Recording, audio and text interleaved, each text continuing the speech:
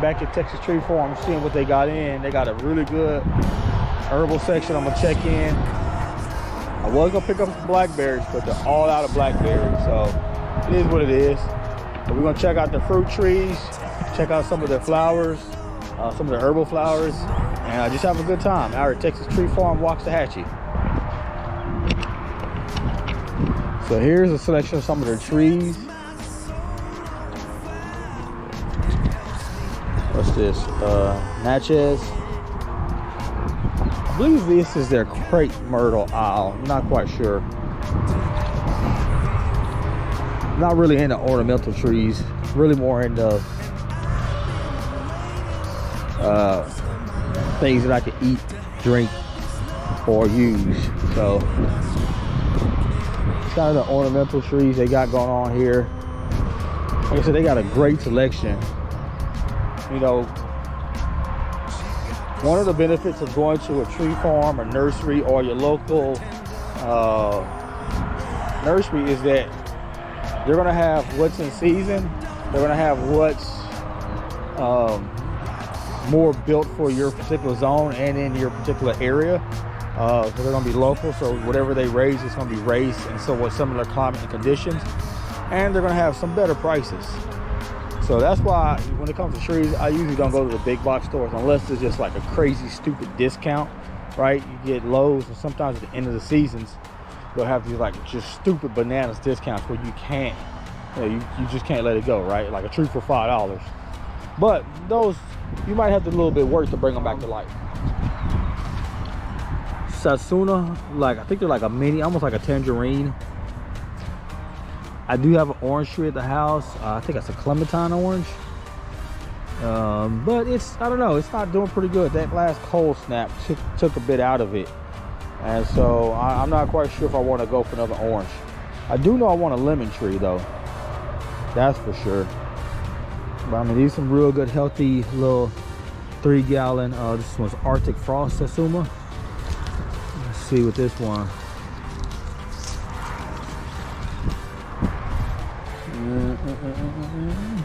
Produced in Texas.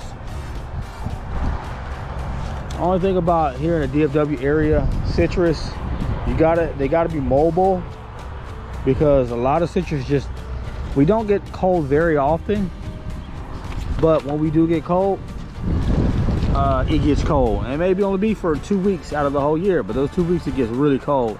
A lot of these citrus don't like that, and they don't do good. Let's see.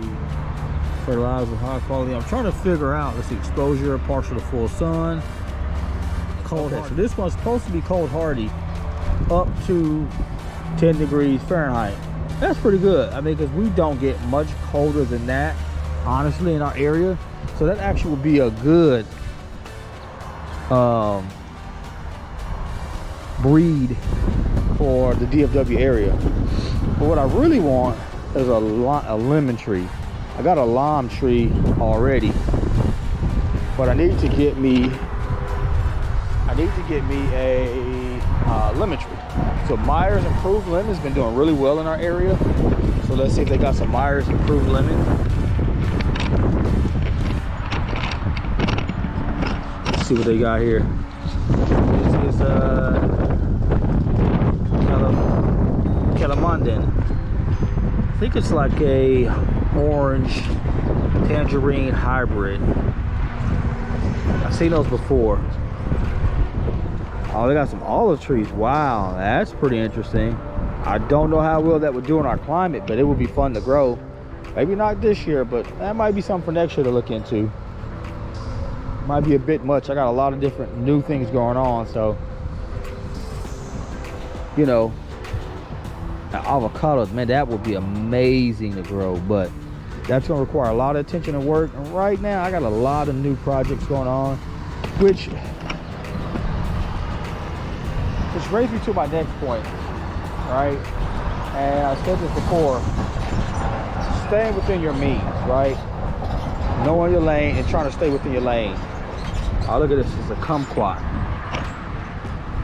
I'm not quite sure what a kumquat is. Citrus hybrid. I just can't quite remember what it's a mixture of. But it's not something that, you know, I would be interested in. But going back to my point, right? Gardening within your means. Number one, we grow what we eat. At the end of the day, if my kids don't eat it, family don't eat it, then I'm probably not gonna grow it. That's just being honest. So I try to grow what I eat. But yeah, so I generally like to grow stuff that I eat. You know, makes no sense to grow something and nobody eats it. So food force is a journey that we will eventually get to. You know, just one tree at a time, right? One tree at a time. No rush, no hurry. It's about finding that balance of life. And these are some beautiful pear trees. If I ate pears, I would actually get one. But you know what? I don't really eat pears. I actually can't remember the last time I actually ate a pear. And when I did eat it, did I even like it? You know?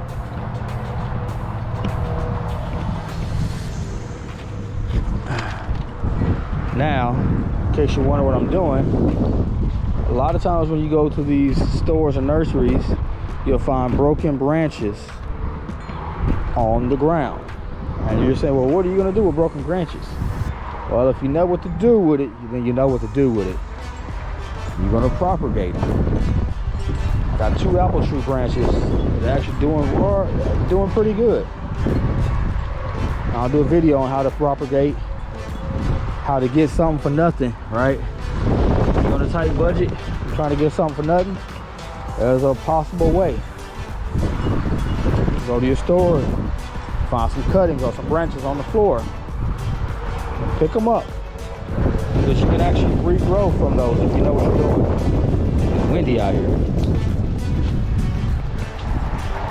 If you know what you're doing, you can actually take those broken branches, those broken limbs, and regrow for those. It might take a little bit of work, might be a little bit of a challenge, but with time and patience, you can actually take scraps like these and grow healthy trees. Take it for granted there's a little bit of life left on the tree limbs. And it usually happens whenever it's a storm and it kind of breaks a branch or two. That's usually the perfect time, because you'll have like fresh branches. You don't want to get one that's too old. You want to get a branch that's fresh, you know, freshly broken off. If it looks too dry, like that one there, it might not do anything. But you want to get one, looks like this guy, that's freshly broken off. And I'll do a video on propagating tree cuttings. I'm gonna try a different method this time. I tried kind of the DIY root ball, but I think what I'm gonna try next time, I think I'm gonna do a water cloning station made from a cooler. I don't know, we'll see. We shall see. Apricots, figs, plum trees, beautiful looking plum trees. And these are actually pretty good price, man. You can't beat these prices with a baseball bat. That's a really good looking plum tree. Now again, on some of these, when you do go to tree farms or tree nurseries, sometimes you may pay a little more. But keep in mind, you're getting trees that are taken care of by people that are actually, you know, horticulturalists. And a couple guys I talked to, they went to Texas A&M, study on their agriculture program. So these are guys that actually enjoy, love, and appreciate and understand trees and plants and so forth. That being said, these guys are going to take care of these trees a lot better than per se if you were to go to Walmart or Lowe's, right? I mean, look, they got a drip irrigation set up, and in that drip irrigation they got nutrients set up. But these guys are on a regular scheduled feeding, right? So again, they're going to take care of these a lot better than if you were to go to, you know, Home Depot, Lowe's, or whatever. Not that there's anything wrong, it's just that yes, you may pay more, but you do know that you're going to get a really good tree. And you know the tree's going to be well taken care of. And you know it's going to be grown from a local nursery, you know, built for your area. And they're not going to try to sell you something that's not going to do well in your area. That's the other downside. People will sell you anything, right?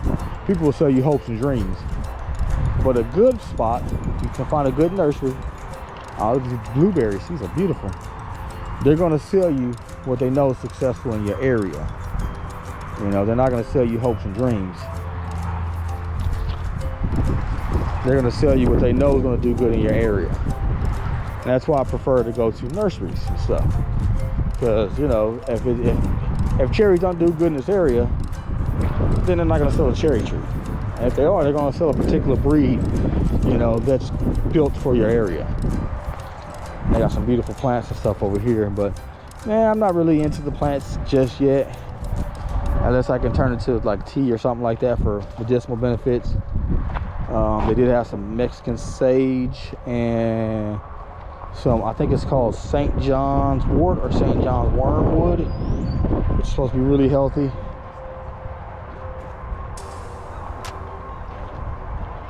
They got some rosemaries, some really good looking rosemaries. Look at this guy right here. Blue chill salvia. I believe these have medicinal benefits. It's beautiful. Look at that rosemary. Make you some baked rosemary chicken. Grill it up, put the little onions on it. And that'll hit something different.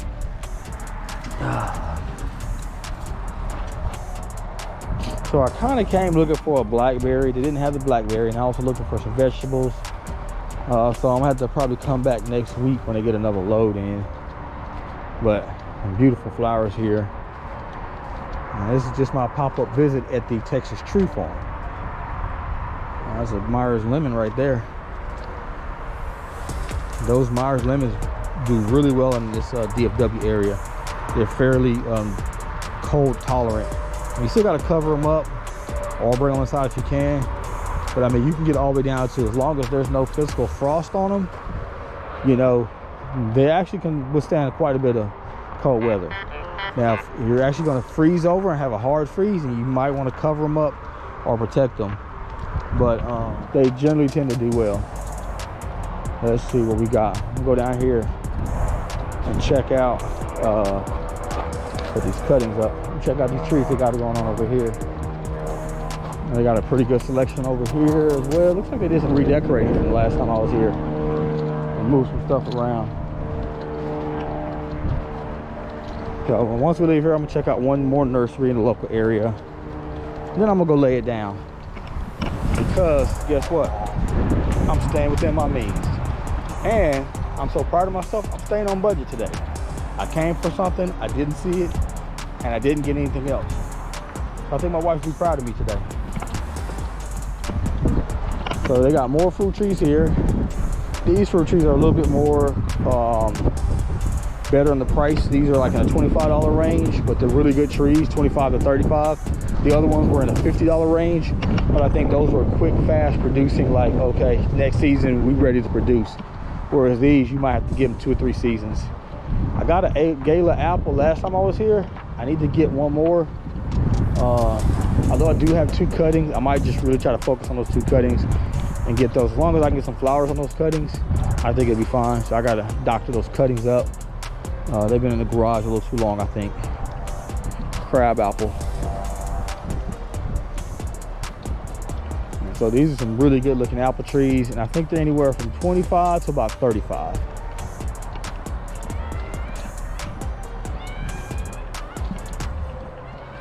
These are, like I said, your better, a little bit cheaper price range trees on this side.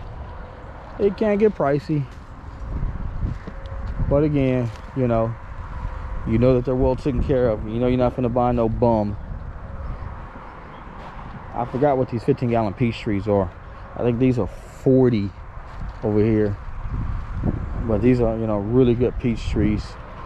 Because again, you gotta keep in mind, some of that stuff you buy at the big box store, just sitting out there, the person is taking care of them. You know, it's just a job. They don't want to be there. They don't want to fool with it. They just, you know, they may or may not water them. They may or may not, you know, give them nutrients, you know. It's just kind of one of those hit or miss. Now again, if you can find it for a stupid, crazy deal, then shoot, you know, jump on it, man. You find one of them deals that you can't beat with Mike Tyson's hands, hey, you gotta go for what you know. But you know, I bought a couple trees before that quickly died, and I've learned my lesson. Like, yeah, if I'm gonna buy a tree, I'm not gonna want it to die within a season or two. So these are some more pear trees, some more peach trees. And keep in mind, man, these things are going fast. Like every time I come out here, they'll get an order in, and just as soon as they get that order in, them suckers gone. So he said 2 more weeks they're getting another truckload of stuff in. So I'll probably pop out here another 2 weeks. I have them give me a call. This is a jujube. Again, it's another one of those fruits that do good in our area. I've never ate them before. I couldn't tell you what they taste like. At one point I was looking at them, but however they described them didn't really appeal to me. Can't really remember, but however the way they described the taste and texture didn't really appeal to me. So jujubes is another fruit. Actually, I did a video on best fruits to grow in North Texas. Persimmons, jujubes, those are on that list of fruits that do good in North Texas. Because even though we're in zone 8A, specifically in the DFW area, we're kind of a sub region in that we do get hot and toasty, very toasty summers. We do get very chilly, cold winters, you know. But a pistachio tree, look at there, Chinese pistachio. That's beautiful. I know that's gonna cost a lot. That's a beautiful tree. Wow.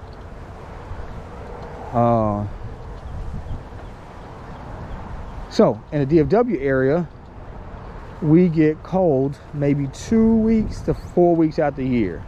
We get like a really true hard winter. When I say hard winter, I mean like, you know, to the point of freezing and a little bit below. But I mean, you're only talking about 2 weeks, and if it's a really harsh winter, you may be talking about 4 weeks. I think the most we've had it was like 5 weeks of a hard winter.